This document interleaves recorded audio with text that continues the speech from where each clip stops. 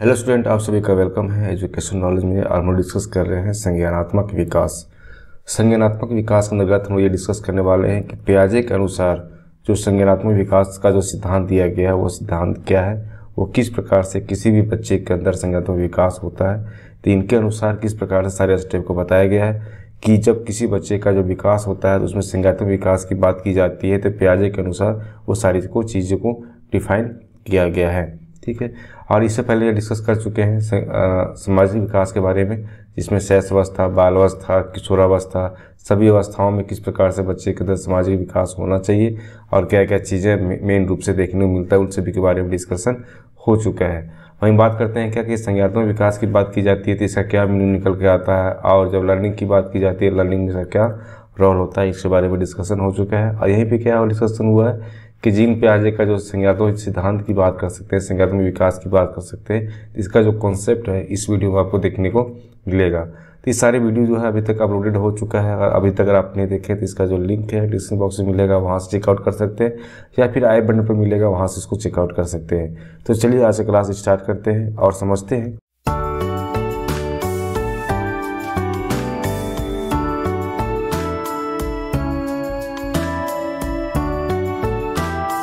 पियाजे, जो जीन पियाजे हैं, इनका जो संज्ञानात्मक विकास का सिद्धांत किस प्रकार से देखने को मिलता है। तो सामान्य रूप से देखने को मिलता है कि ठीक है, अगर पियाजे जो मनोवैज्ञानिक हैं, जीन पियाजे जो मनोवैज्ञानिक है, इन्होंने क्या किया कि बालक के अंदर जो संज्ञानात्मक विकास की बात की जाती है उसको व्याख्या करने के लिए क्या किए कि संज्ञानात्मक विकास को 4 प्रमुख अवस्थाओं में डिवाइड कर दिए। 4 प्रमुख अवस्थाओं में क्या इसको डिवाइड कर दिया गया है। ठीक है, और प्रत्येक अवस्था, जितने भी अवस्था है, उस अवस्था को संज्ञानात्मक जो संरचना है उसमें तालमेल बैठाने के जो बालक के जो है प्रयासों को एक भिन्न रूप से अभिव्यक्त करती है। अब जितना भी इसमें अवस्था है, उस अवस्थाओं में ये बताया गया है कि किस प्रकार से किसी बच्चे के अंदर संज्ञानात्मक विकास हो रहा है, उसका स्ट्रक्चर किस प्रकार से है, उस सभी का तालमेल मतलब कि एक दूसरे से बिल्कुल बैठाने की कोशिश किए हैं कि इस महीना में क्या होता है, नेक्स्ट महीना में क्या होता है, 6 महीना में क्या होता है, 7 महीना में क्या होता है, मतलब कि पूरा का पूरा एक मतलब अलग अलग पार्टों में इसको डिवाइड करके समझाए हैं। ठीक है, नेक्स्ट पॉइंट इसमें क्या देखने को मिलता है कि प्रत्येक अवस्था, जितने भी अवस्था, जैसे कि आज 4 अवस्था है, चारों अवस्था में एक विशेष समय अवधि में उपयुक्त होती है। अर्थात ये है कि प्रत्येक अवस्था में एक समय अवधि मतलब कि उसका ईयर या उसका ड्यूरेशन को लिमिट किया गया है, जैसे कि हम इससे आसानी तरह से हर एक ईयर या हर एक मंथ के बारे में अच्छी तरह से समझ सकें। ठीक है, तथा प्रत्येक अवस्था अपनी पूर्ण अवस्थाओं से अधिक उपयुक्त होती है। अर्थात ये है कि प्रत्येक अवस्था अपनी पूर्व मतलब पहले का जो अवस्था है ना, पहला अवस्था, दूसरा अवस्था, तीसरा अवस्था, चौथा अवस्था। तो तीसरा अवस्था क्या है, पहले दूसरे अवस्था से क्या है, बहुत ज़्यादा बोल सकते हैं कि पूर्ण बहुत ज़्यादा उपयुक्त होता है, काफ़ी ज़्यादा देखने को मिलता है। तो ये 4 अवस्था इस प्रकार से आपको देखने को मिलेगा। ये चारों अवस्था, पहला अवस्था क्या कि संवेदी पेशीय अवस्था। ठीक है, संवेदी पेशीय अवस्था इसको बोलते हैं जन्म से लेकर 2 साल, मतलब ऐसा बच्चा जो जन्म से लेकर 2 साल के एज का जो बच्चा है उसके बारे में बताया गया है कि उस तरह के बच्चे में संज्ञानात्मक विकास किस प्रकार से होता है। ठीक है, सेंसरी मोटर स्टेज की बात की जा रही है। वहीं नेक्स्ट पॉइंट बात करते हैं क्या, प्रसंक्रियात्मक अवस्था। ठीक है, प्री ऑपरेशनल स्टेज। तो प्री ऑपरेशनल स्टेज में क्या होते हैं, आपका 2 से लेकर 7 साल का जो बच्चा होता है उसके बारे में बताया गया है कि 2 से लेकर 7 साल के बच्चे जो होते हैं उसका संज्ञानात्मक विकास किस प्रकार से देखने को मिलता है। और वहीं बात करते हैं तीसरा पॉइंट या तीसरी अवस्था की बात करते हैं, क्या होता है, ठोस संक्रिय की अवस्था। अर्थात क्या है, कंक्रीट ऑपरेशनल स्टेज, जो है कितना से लेकर कितना तक है, आपका 7 से लेकर 12 साल के जो उम्र के जो बच्चे होते हैं उसके बारे में बताया गया है कि इस एज के बच्चे का संज्ञानात्मक विकास किस प्रकार से देखने को मिलता है। वहीं लास्ट स्टेज की बात की जाती है कि औपचारिक संक्रिय की अवस्था। ठीक है, औपचारिक संक्रिय की अवस्था दैट मीन्स ये हुआ कि जो किशोरावस्था की बात कर रही है उस के आरंभ तक, अर्थात ये हो कि अर्ली चाइल्डहुड की बात की जा रही है कि अर्ली चाइल्डहुड से लेकर आरंभ तक की बात की जा रही है, उसमें किस प्रकार से हम लोग फॉर्मल ऑपरेशन स्टेज की बात की जाती है ना, वो देखने को मिलता है। तो मेन रूप से आपका ये 4 अवस्था है, पहला अवस्था, दूसरा अवस्था और तीसरा अवस्था, चौथा अवस्था। इसमें से आज जो हम डिस्कस करने वाले हैं सिर्फ पहला अवस्था के बारे में डिस्कस करने वाले हैं। जो आपका एज कितना है जन्म से लेकर 2 साल के जो बच्चे हैं उसके बारे में काफ़ी डिटेल से समझने वाले हैं कि पियाजे का जो सिद्धांत है उसके अनुसार किस प्रकार से ये देखने को मिलता है। ठीक है, तो पहला क्या आपका संवेदी पेशीय अवस्था है ना, सेंसरी मोटर स्टेज। ये क्या हुआ आपका जन्म से लेकर 2 साल के बच्चे के बारे में जिक्र किया जा रहा है। तो इस चीज़ को समझने के लिए क्या किया गया, इसी अवस्था को उप अवस्था जो में डिवाइड किया गया है, जिससे कि हर एक चीज़ों को अच्छी तरह से समझ सकते हैं। तो उप अवस्था कितना है इसका 6 है। ये आपका MCQ क्वेश्चन में पूछा जाता है कि संवेदिक पेशीय अवस्था जो है उसका उप अवस्था कितने हैं, तो उसका कितना होते हैं 6 होता है। ठीक है, जीन पियाजे के अनुसार। तो 6 अवस्था से क्या होता है, ये उप अवस्था से गुजरता है, जिसमें कि प्रत्येक अवस्था में ये चीज़ बताया गया है कि बच्चे के अंदर किस प्रकार से संवेगात्मक विकास हो रहा है। तो पहला अवस्था की बात करते हैं। पहली उप अवस्था क्या है आपका, है ना, प्रतिवर्ती क्रियाओं की अवस्था, है ना। तो बात क्या है, स्टेज ऑफ रिफ्लेक्स एक्टिविटीज़। ठीक है, तो रिफ्लेक्स एक्टिविटीज़ की बात की जा रही है, पहली बात। दूसरी बात की जा रही है कि अगर उप अवस्था की बात की जा रही है तो उसमें क्या है कि प्रमुख वित्तीय प्रतिक्रियाओं की अवस्था, है ना, stage of primary circular reaction की बात की जा रही है। इसके बारे में समझने वाले, सारे अवस्थाओं के बारे में कर समझने वाले हैं।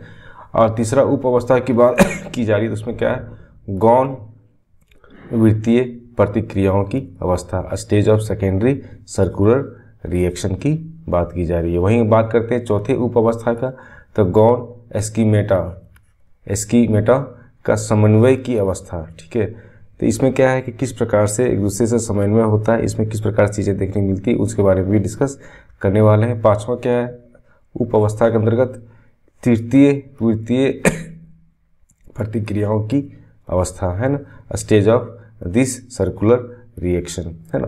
तो इसके बारे में बताया गया है कि जब बात करते हैं तृतीय वित्तीय प्रतिक्रियाओं की अवस्था, इसमें किस प्रकार से बच्चे के अंदर देखने को मिलता है। वहीं लास्ट पॉइंट आपको क्या देखने को मिलता है कि मानसिक संयोग द्वारा नए साधनों की खोज की अवस्था, है ना, मानसिक संयोग द्वारा नए साधनों की खोज की अवस्था, जिसमें कि हम किस प्रकार से बच्चे के अंदर संवेगात्मक विकास होता है इसके बारे में समझने वाले हैं। तो आपका टोटल कितना 6 पॉइंट है, 6 उप अवस्था हुई, है ना। प्रथम अवस्था का नाम इस प्रकार से देखने को मिलेगा, थर्ड का इस प्रकार से देखने को मिलेगा, है ना, फोर्थ का इस प्रकार से, थर्ड का इस प्रकार से हुआ, फोर्थ इस प्रकार से हो गया, 5 इस प्रकार से, 6 इस प्रकार से। तो प्रत्येक उप अवस्था के बारे में हम लोग एक एक करके समझने वाले हैं। पहला आते हैं हम लोग, ठीक है, प्रतिवर्ती क्रियाओं की अवस्था, है ना।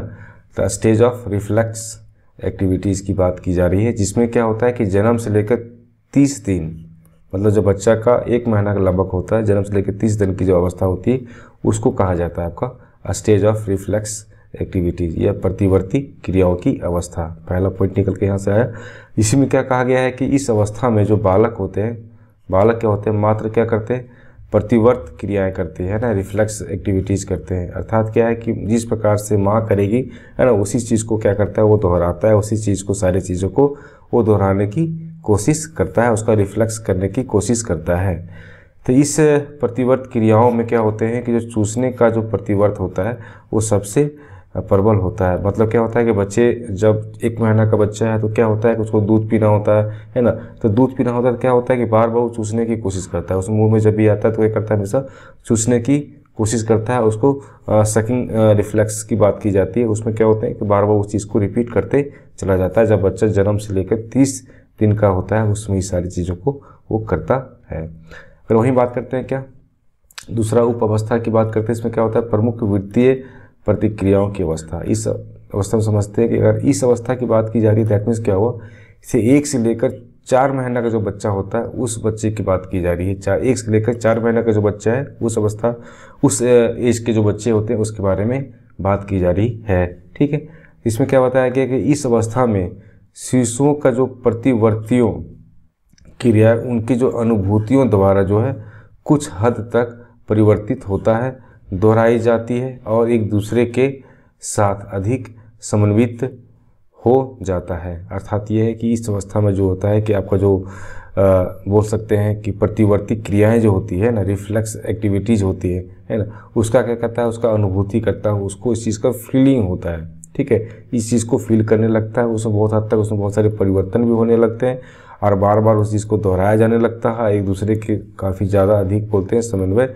होने लगता है, हमेशा इस चीज़ को बार बार करने की कोशिश करता है, एक दूसरे के बीच में कोऑर्डिनेशन बनने लगता है, बार बार उस चीज़ को वो दोहराने लगता है। ठीक है, इन व्यवहारों का जो प्रमुख बोल सकते हैं जो सर्कुलर है, इसलिए कहा जाता है क्योंकि वे क्या करते हैं, दोहराई जाती है।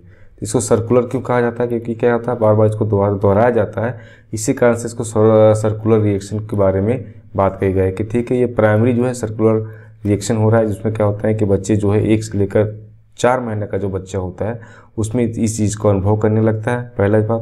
दूसरी बात क्या होती है, उसमें बहुत सारी चीज़ें परिवर्तन होने लगता है। और तीसरी चीज़ क्या होती है कि बार बार जो दोहराई जाती है उसमें क्या होता है, कोऑर्डिनेशन बैठ जाता है। फर्स्ट टाइम जब बच्चा होता है, जब दूध पीना स्टार्ट करता है तो उसमें क्या होता है कि दूध पीने के लिए उसको कोऑर्डिनेशन जो है बैठाना पड़ता है ना। उसकी माँ हमेशा क्या करते हैं कि बच्चे को दूध पिलाने के लिए हमेशा एक कोऑर्डिनेशन को एडजस्ट करना पड़ता है, क्योंकि बच्चे जैसे जैसे बड़े हो जाते हैं, 1 महीना से लेकर 4 महीना के जो बच्चे हो जाते हैं उसमें क्या होता है कि माँ को उस तरह की चीज़ें करनी नहीं पड़ती हैं। माँ सिर्फ बच्चा को जो है दूध के सामने रखा जाता है, उससे क्या होता है दूध पीना ऑटोमेटिक वो चालू कर देता है। मतलब क्या होता है कि वहाँ पे उसको कोऑर्डिनेशन जो है वो करने लगता है ना, दोहराने समन्वय जो है आपस में बैठाने लगता है और ये रिपीटेशन है अपने से वो करने लगता है। इस कारण से क्या होता है, जब इस सारी चीज़ों को दोहराई जाती है, इस कारण से क्या होता है, इसको मतलब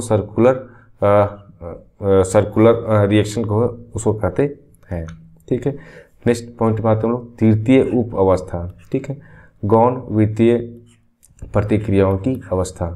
तो गौण वृत्तीय प्रतिक्रियाओं की अवस्था में जो आपका तृतीय उप अवस्था है, इसमें क्या आपका सेकेंडरी सर्कुलर रिएक्शन की बात की जा रही है। प्राइमरी हो गया, सेकेंडरी में क्या होता है इसके बारे में समझते हैं। तीसरी अवस्था में क्या होते हैं, लेकर आपको 4 से लेकर 8 महीने का जो बच्चे होते हैं उसके बारे में बात की जा रही है। 4 से लेकर 8 महीने का जो बच्चे है उसके बारे में बात की जा रही है कि उस बच्चे के अंदर किस प्रकार से देखने को मिलता है। तो इस अवस्था में शिशु जो है किसी वस्तुओं को उलटने पलटने या फिर बोल सकते हैं छीनने पर अपना अधिक ध्यान देता है और ना कि अपने शरीर के जो प्रतिवर्ती क्रियाएं होती हैं उस पर। कहने मतलब ये हुआ कि इस अवस्था में जो बच्चे होते हैं, पहला अवस्था क्या है आपका 4 से लेकर 8 साल के महीने के जो बच्चे होते हैं, 4 से लेकर 8 साल के महीने के जो बच्चे होते हैं उसके बारे में बात की जा रही है ना। उसमें क्या होता है कि शिशु जो होते हैं अपने किसी भी चीज़ों को, छोटी छोटी चीज़ें जो होती है उसको देख के उसको पाने की कोशिश करने लगते हैं ना। वो हाथ पैर मारने लगेंगे, है ना, इधर उधर करने लगेंगे और हमेशा उसका ध्यान जो है हमेशा वहाँ पर लगा रहता है कि किस प्रकार से उस चीज़ को ले, ना कि वो कि जो बॉडी का जो रिएक्शन है उसमें उसका ध्यान नहीं रहता है कि हम किस प्रकार से उसमें रिएक्ट कर रहे हैं। सिर्फ उसका ध्यान ये रहता है कि उस वस्तु को किस प्रकार से हम ले सकें। ठीक है, यहाँ तक क्लियर होगा।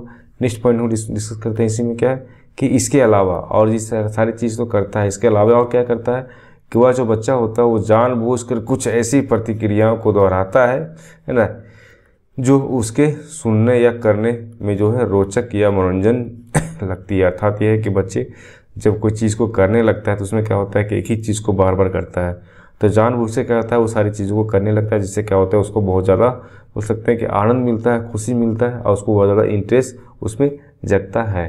तो यहाँ से 2 पॉइंट देखने को मिलता है। पहला पॉइंट ये है कि शिशु जो है अपने आसपास के जो वस्तु होता है उसको पाने की कोशिश करता है।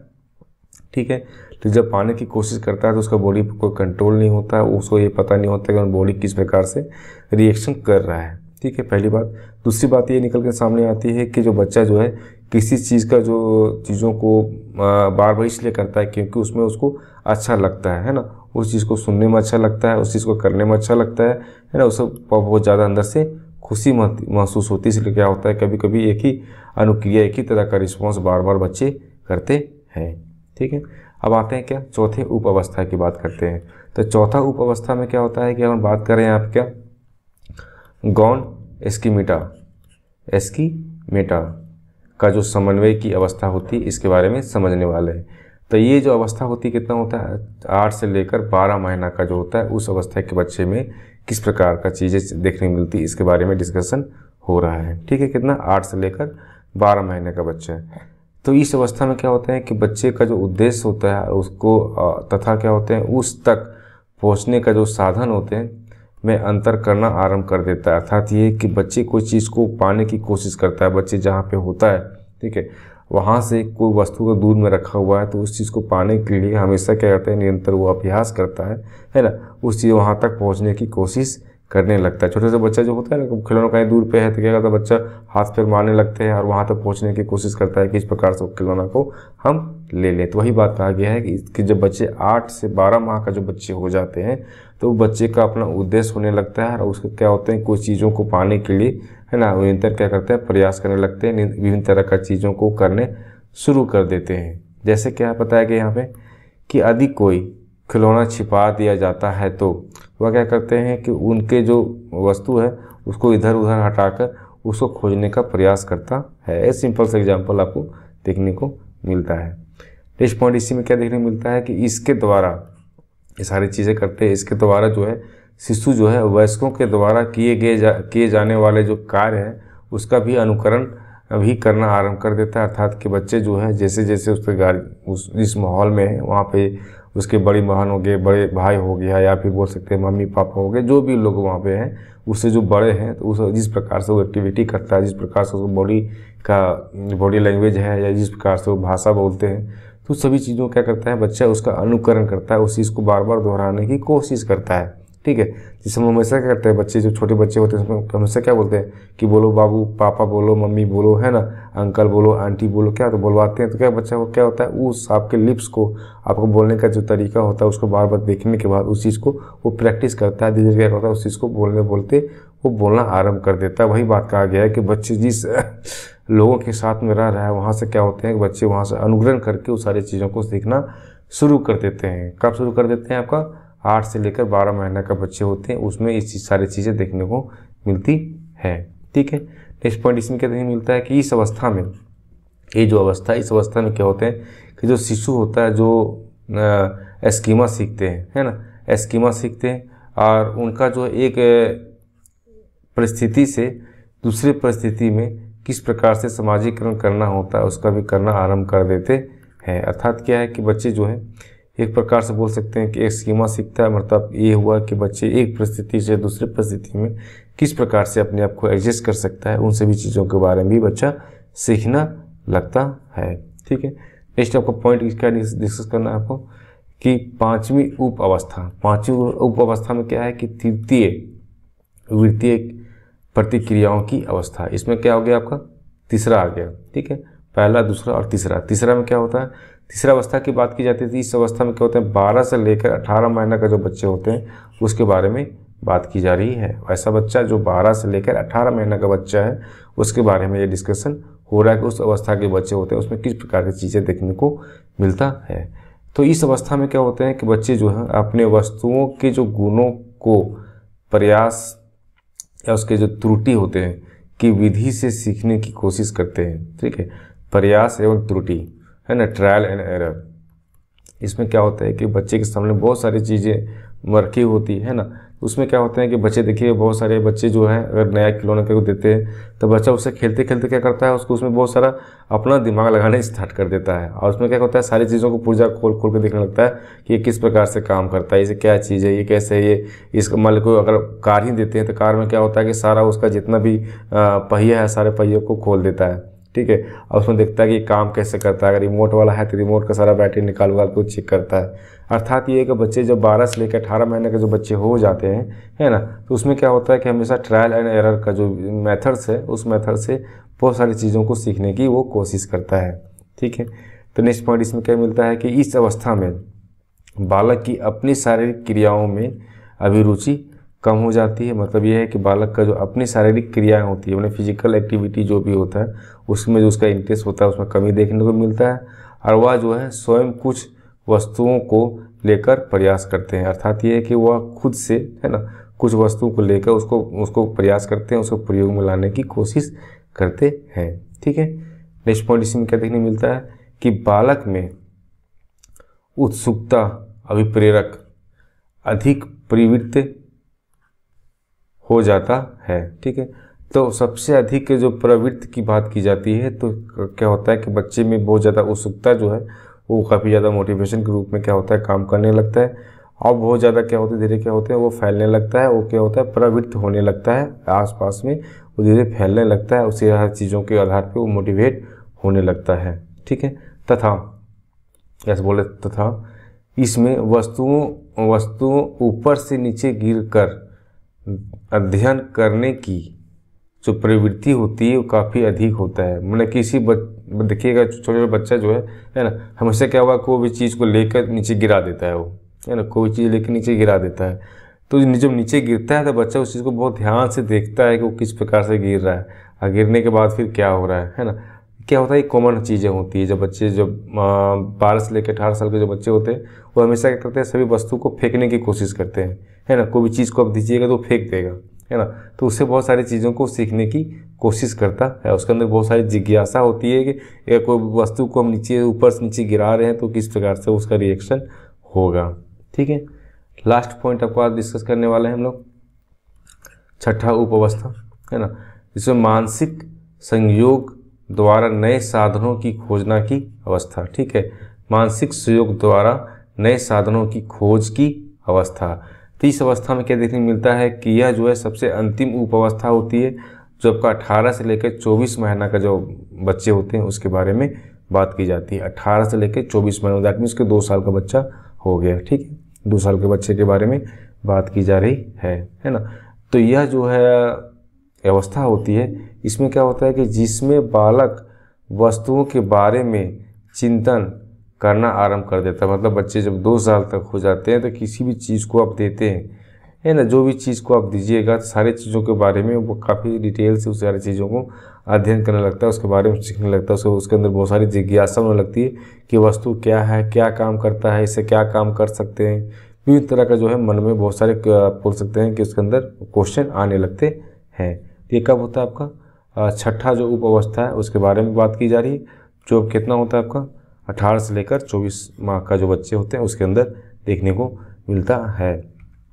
इसमें क्या देखने को मिलता है आपको कि इस अवस्था में जो बालक होते हैं तो उन वस्तुओं के प्रति भी अनुक्रिया करना प्रारंभ कर देता है। ठीक है, तो इस प्रकार से मिलता है। साथ में क्या होता है, ये सीधा जो है विजिबल नहीं होता, अर्थात ये है कि बच्चे जो इस अवस्था में होते हैं तो किसी भी वस्तु के प्रति उसका अनुक्रिया करना आरंभ कर देता है ना, प्रारंभ कर देता है। प्रारंभ जब कर देता है इसका मतलब ये हुआ कि उस वस्तु को देखने के बाद वो अपने आप में सारा चीज़ का मूल्यांकन करने के बाद बताता है ये वस्तु क्या है, नहीं है और किस प्रकार से काम कर रहा है। लेकिन क्या होता है कि वो सीधा क्या होता है विजिबल नहीं होता है, वो सीधा किसी चीज़ को समझ नहीं पाता है।